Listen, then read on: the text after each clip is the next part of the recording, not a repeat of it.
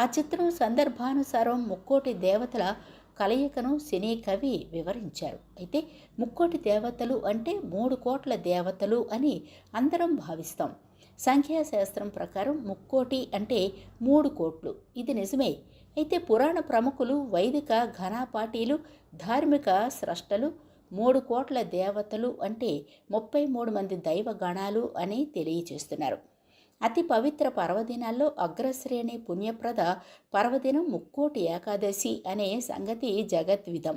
ముక్కోటి ఏకాదశి నాడు ముక్కోటి దేవతలతో కలిసి శ్రీ మహావిష్ణువు భువికి దిగివచ్చి ముక్కోటి ఆశీస్సులు అందజేస్తాడని, పవిత్ర ధనుర్మాసంలో ముక్కోటి ఏకాదశి పర్వదినం వస్తుందనే విషయం విదితమై, సూర్యుడు ధనురాశిలో ప్రవేశించిన అనంతరం మార్గశిర శుక్లపక్ష ఏకాదశి నాడు ముక్కోటి ఏకాదశి వస్తుంది.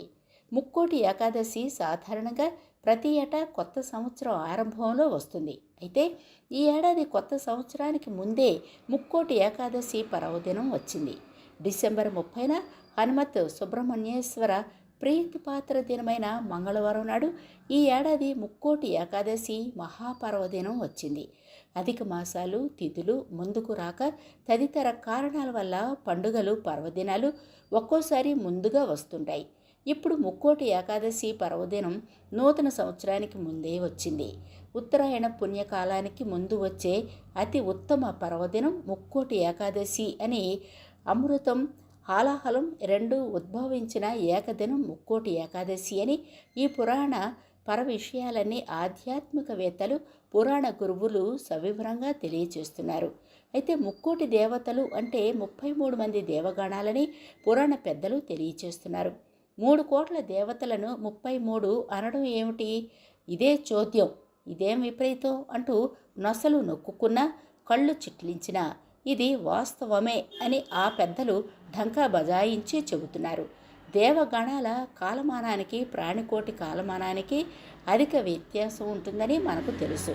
దేవతల ఒకరోజు కాలం, జీవకోటి ఏడాది కాలం ఒకటే అని ప్రతి పురాణ పెద్ద తమ ధార్మిక ప్రసంగాల్లో తరచూ తెలియచేస్తుంటారు. దేవతల పగటిపూట కాలం, జీవుల 6 నెలల ఉత్తరాయణం అని, దేవతల రాత్రికాలం, ప్రాణుల 6 నెలల దక్షిణాయన కాలం అని మనకు తెలుసు.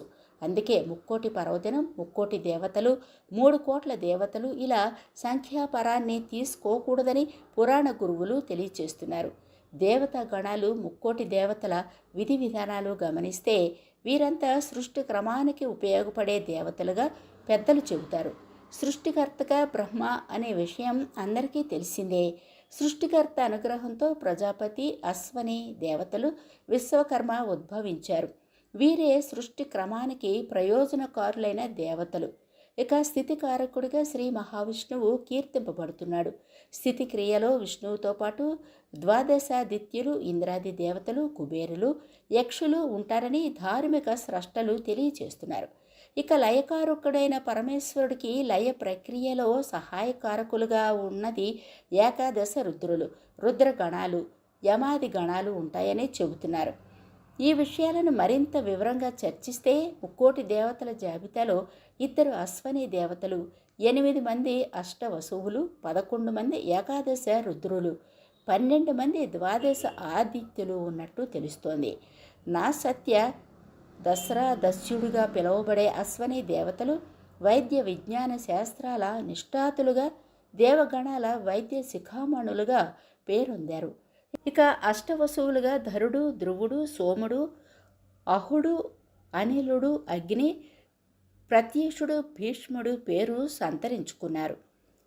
శంభుడు, పినాకి, గిరీషుడు, స్థానువు, భర్గుడు, శివుడు, సదాశివుడు, హరుడు, శర్వుడు, కపాలి, భవుడు ఏకాదశ రుద్రులుగా పేర్కొనబడ్డారు. ఆర్యముడు, మిత్రుడు, వరుణుడు, అర్కుడు, భగుడు, ఇంద్రుడు, వివస్వంతుడు, పూషుడు, వర్జున్యుడు, త్వష్ట, విష్ణువు, అజుడు ద్వాదశ ఆదిత్యులుగా చెప్పబడ్డారు. వీళ్ళందరినీ కలిపితే 33 మంది దేవతలు. వీరిలో ఒక్కో దేవతను 1,00,00,000 మంది దేవతలతో సమానంగా భావించి పూజిస్తారు. ఈ కారణంగానే 33 కోట్ల మంది దేవతలని చెబుతారు. ముక్కోటి దేవతల కథ ఇది. కూరగాయల్లో కాకరకాయకు పెద్దలు పెద్దపీట వేస్తారు. కాకర వంటను దైవిక వంటగా పేర్కొంటారు. ఇందుకు సంబంధించి పురాణ కథనాలు చాలా వినిపిస్తాయి.